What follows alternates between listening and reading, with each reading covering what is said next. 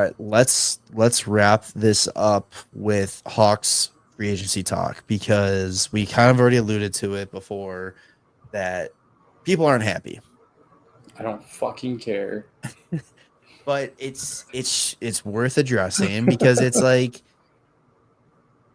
it's just that my frustration with it is like it's just showing the like how impatient this fan base is, Yeah, and it's taking everything in me to not call out the bandwagon fans of the Cup era that joined in when the Cubs, Jesus Christ, when the Hawks were getting good again and finally winning. And now they haven't been through this yet with a hockey rebuild. And this is the first time they're going through it.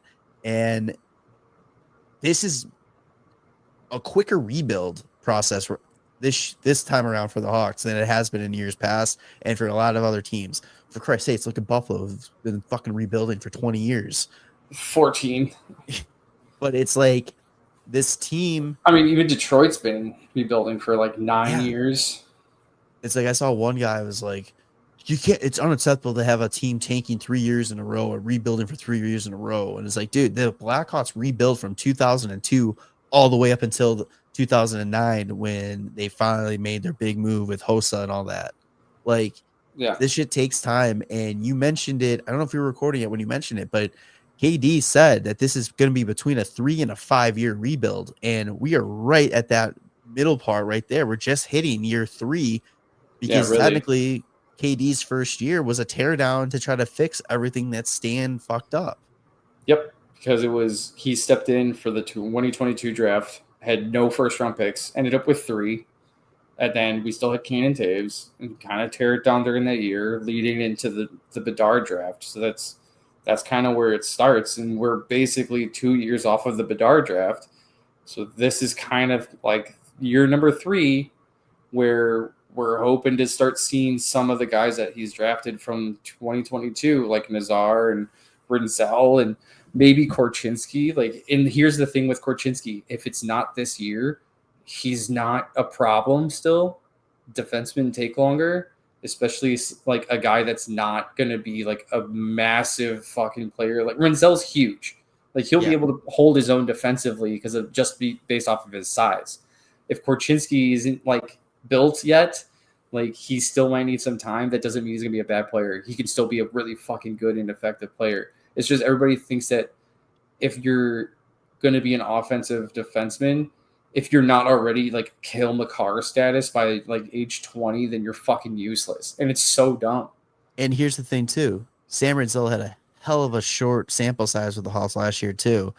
There's a big chance that once he gets a full season under his belt where he's actually a part of the grind of an NHL season for the first time, he might struggle too. And that's okay as well. If he's got to Mm-hmm. go down and get a little bit of a reset in Rockford, so be it. That is what this time is for these entry level players and these entry level contracts.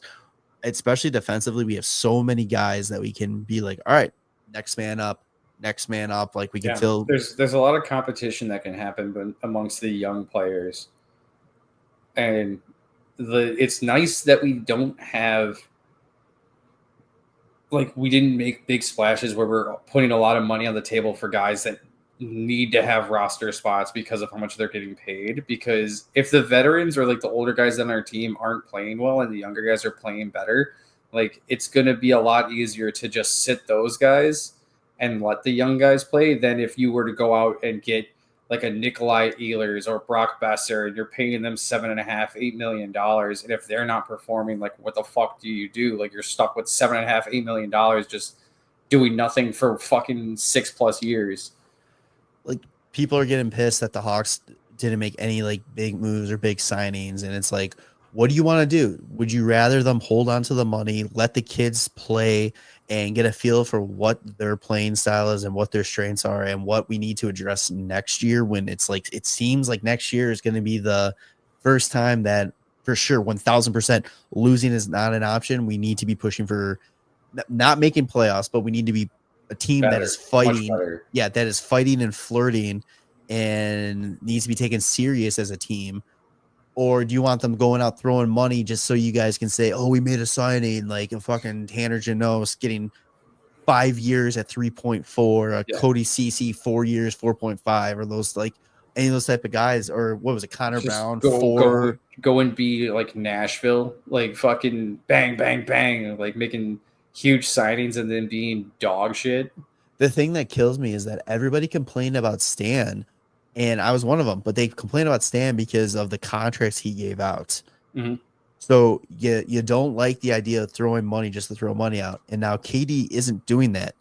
Last year, it was understandable why he did what he did. The last 2 years, because you needed vets on the team that are going to be able to be around and take up roster spots that the prospects aren't ready to take over yet. Didn't work out last year. It felt like you were taking the next step. It didn't work out that way. Well, now we got a coach, an actual coach that has experience and hopefully can take that next That was step. the biggest thing that we needed this offseason was an Right. experienced coach. And we went and got what I feel like is probably the best coach for the situation that our team is currently in. I agree 100%.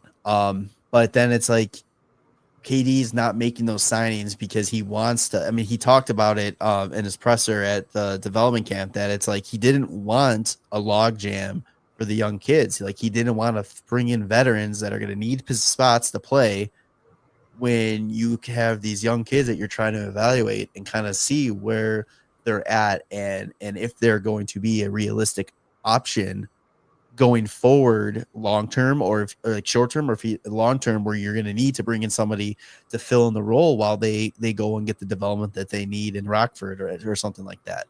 It's just like I don't understand this whole throw money or being pissed about not making moves. This class wasn't worth it. Yeah. I mean, even if Marner hit free agency, I still would not have wanted them to throw that money at him because it just wouldn't make sense for where this team's at right now.